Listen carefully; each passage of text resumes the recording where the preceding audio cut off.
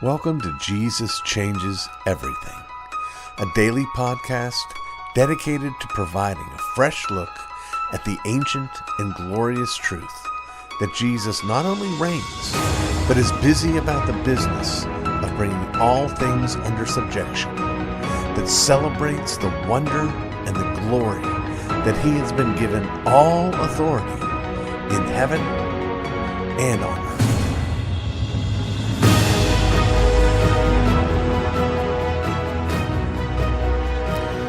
A week or so ago, I took time out of our regular habit of having Lisa and I talk about a movie or a series that we've been enjoying on some sort of streaming system to talk about movies in general and to give a defense of watching movies. And I thought it would be fitting in today's Curating Your Book Library to do something similar. I venture to guess that there are precious few of you that feel offended when I take the time to talk about the value and the importance of reading the holiness of God. Some of you might get a little more on edge if I speak well of a G.K. Chesterton book. And still more might get a little bit more uptight when I speak well of Malcolm Gladwell or Neil Postman or John Krakauer. Well, those are the kinds of books that I like to, Eric Larson as well, that I like to review, and I have a list of some of my favorite writers. But that is not the only stuff that I read. I'm not shy about the importance of enjoyment as one of my standards for, what makes the cut for me to talk about. But there are other books that I read regularly that I've never really given much of any consideration to covering. And those, by and large, would fall under the subheading of mysteries and thrillers. And there may be even more folks out there, honest, sincere Christians of integrity who remember that we're called to redeem the time, who know that precious few of the authors of these kinds of books are Christians, and who may say, hey, R.C., why would you spend time reading those kinds of stories? Why should anyone do that? Well, I'm just back less than 20 minutes ago, just back from a quick trip to our local Barnes & Noble.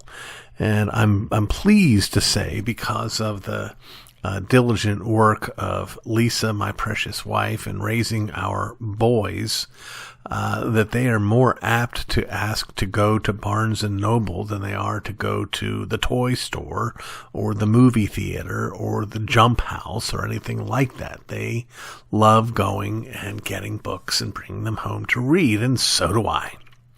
And so I did. I got a couple of books to read, having sort of burned through the stash that I had here at home.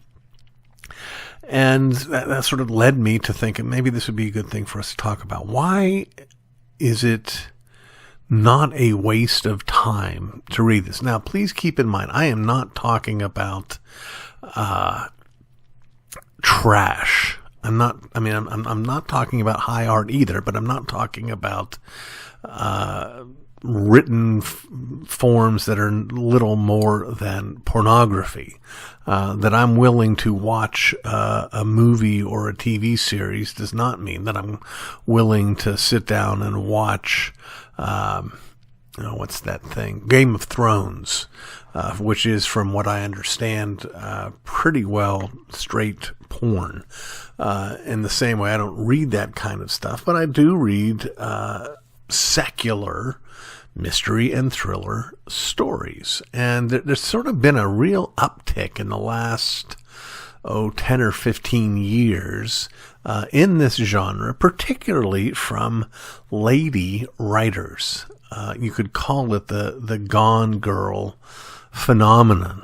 Gillian Flynn wrote Gone Girl. I didn't read it, but I did see the movie and absolutely loved it and thought, man, I want more of that. And so I read Girl on the Train, and that just sort of led me down this path where I'm reading Ruth Ware and Karen Slaughter and Sherry Lapine, the Moriarty lady that did Big Little Lies. Those are some of the people that are just sort of go-to people for me. And, before I decide, whether or not this is something I want to justify, I want to examine and explore why it is that I read these things. And at the end of the day, it's really not that complicated. One, any good story is engrossing. It captures your attention. It takes you out of yourself and to one degree or another puts you in another place, another time, another situation. I typically am very interested in differing situations. What would happen in this situation? What would happen in that situation? And these kinds of stories have those kinds of elements to them that I find appealing. Secondly, I like the puzzle nature of it. I like to try to figure it out. I'm not like obsessive about it. And there have certainly been times where I've thought, wow, this is so good. There's no way I'll ever figure it out. I'm not even going to try. I'm just going to hurry to get to the end. But there are times when, I pick out the killer pretty early on. But usually the reason I pick out the killer has less to do with the clues that the author has laid out in front of us and more to do with really the nature of how stories work. The same thing happens when I'm watching cozies. I can generally tell who the killer is based on who gets how much screen time, whether or not they're presented as a sympathetic character or not. The level of stardom this person had coming into the show, and I can put all that into a kind of what's the word for it? An equation, and an outcomes who I think it's going to be. And I'm not always right, but oftentimes I am. But I like trying to figure it out. I like when I'm reading something and I'm thinking, okay, they're trying to present this part of the story as just sort of filler, throwaway material. But I think this is going to be a hint. I think this is going to help tie things together. I very much enjoy that element. Third, I would suggest that I also enjoy seeing bad guys being brought to justice. And that just brings us back to why we like stories in general. Stories require, for them to be in the least bit engaging, they require tension. Music, to be beautiful, requires tension. Even art requires tension. And tension is built up, and then there is the resolution of that tension in all those various art forms. And so, when you come to the end of the story and there is the sort of unpacking, and a lot of those things are done in ways that are profoundly unrealistic and cliched. I was reading just the other day a short story by Agatha Christie that starred Hercule Poirot, and he was explaining his own practices and his habits about how he doesn't like to unpack everything until the end.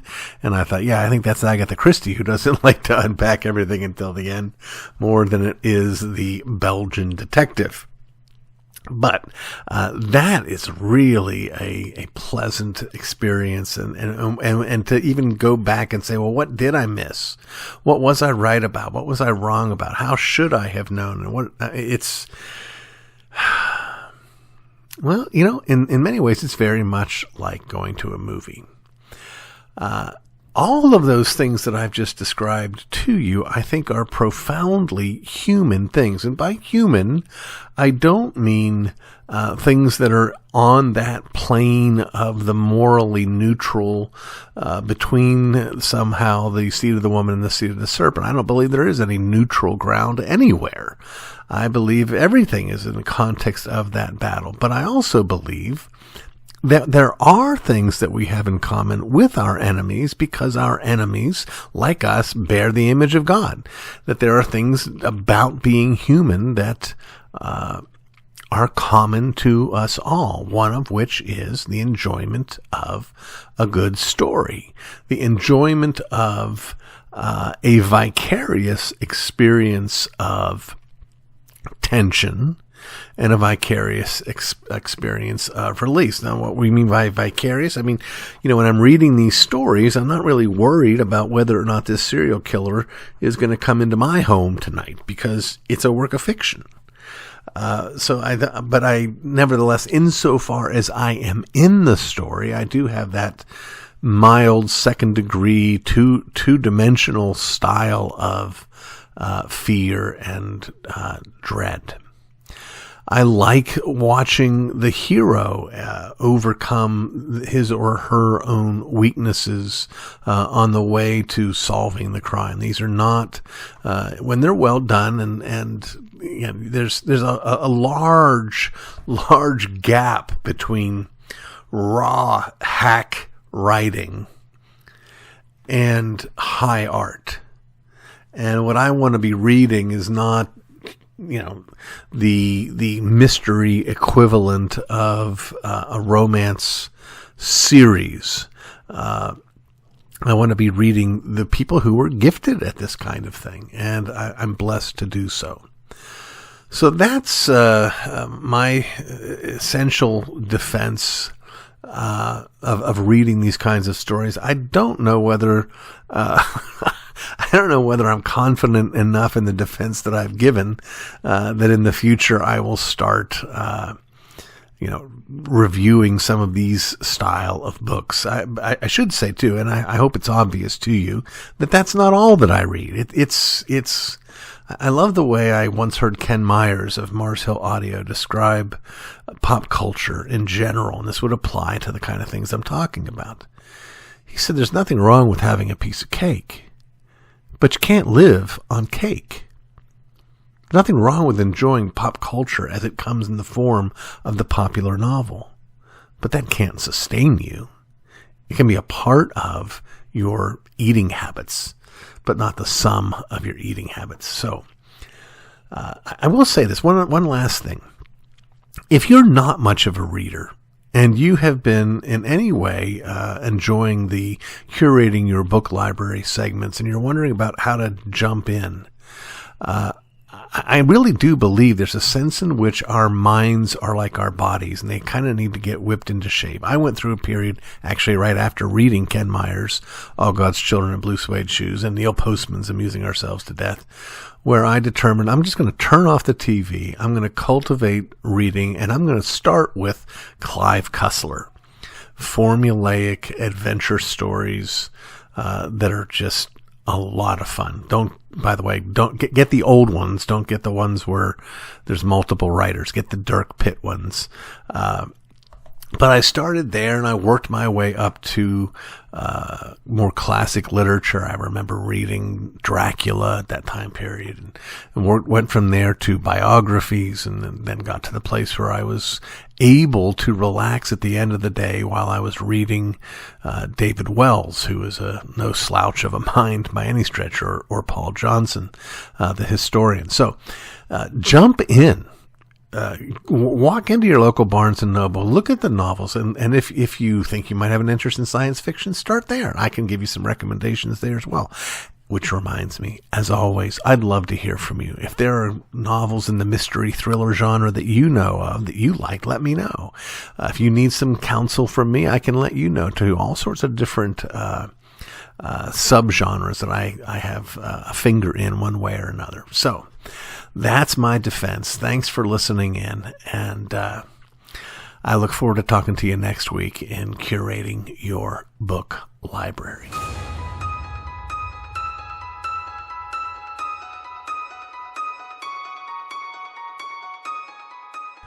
All right, I made up my mind.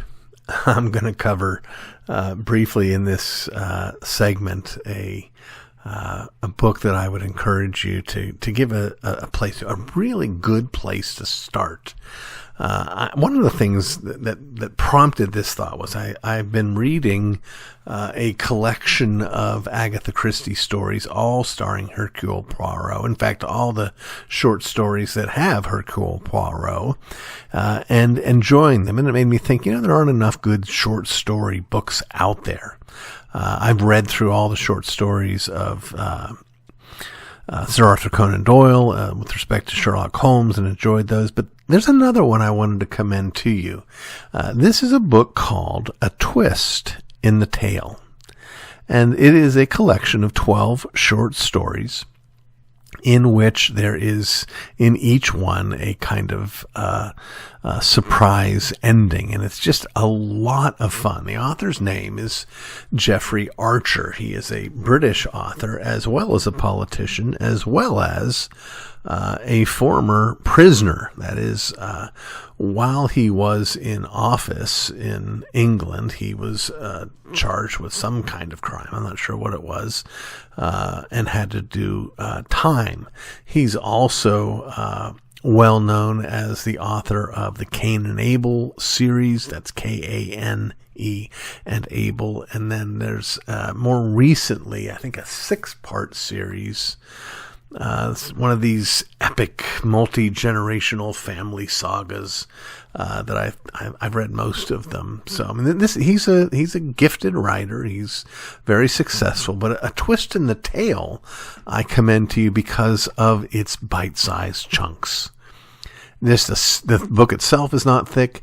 12 short stories, and just again so satisfying in terms of that whole kind of mental puzzle, and again, well written in the sense that it draws you in and encourages you to live, or to vicariously enter into the story.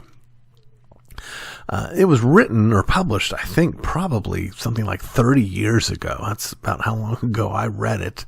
And I haven't forgotten it since, which is a good thing. When I mentioned in the previous segment that I've read a lot of mysteries and thrillers, and there are precious few of them that I could name the book title and the author anymore. These aren't pop books, and they are better than some, but they are still essentially disposable. Well, the fact that Jeffrey Archer's short story collection, A Twist in the Tale, has stayed with me all these years is a pretty good sign. Now, I have not, I confess, read it lately, and it's certainly possible that my recommendation is sort of like when you recommend a movie that you saw 25 years ago because you really enjoyed it, and then you watch it again and you realize, wow, I've changed a lot. I don't like that movie near so much anymore. That could happen with this book. And you may not be one of these people that just loves that kind of surprise, that kind of, I didn't see that coming. I should have seen that coming. Oh, he led me along. The other day I was reading one of these thriller novels, and Lisa, she's so gracious to me. She asks me, what's going on? What's happening in your story now? And I'll give her a little bit of an update. And the other day she asked me, and I said, well, either I have glommed onto the actual guilty party, or I have been hooked by a red herring. The author has done a very subtle job. They didn't jump up and down and say, look at this person, look at this person. But they gave enough that you could figure out a motive and an opportunity. And so maybe this is the one. And it turned out it wasn't. Which, again, I'm happy about. That's the great thing about this. When you guess right and you come to the end and there you guess right, you get to feel good. I'm smart. I enjoyed it. It was fun.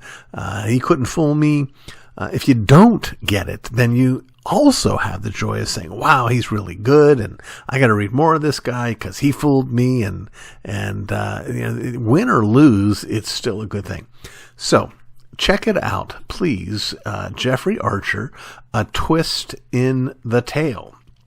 It is published by Simon & Schuster. It's only 240 pages long, and as I say, 12 short stories, every one of them very good. So check it out, Jeffrey Archer, a twist in the tale. You've been listening to the Jesus Changes Everything podcast, a production of Dunamis Fellowship, the teaching outreach of Dr. R.C. Sproul Jr. If you've enjoyed this podcast, we encourage you to subscribe, which you can do at all the usual outlets, to tell your friends, and to spread the word. To learn more about the work of Dunamis Fellowship, please visit rcsproulJR.com and join us next time on Jesus Changes Everything.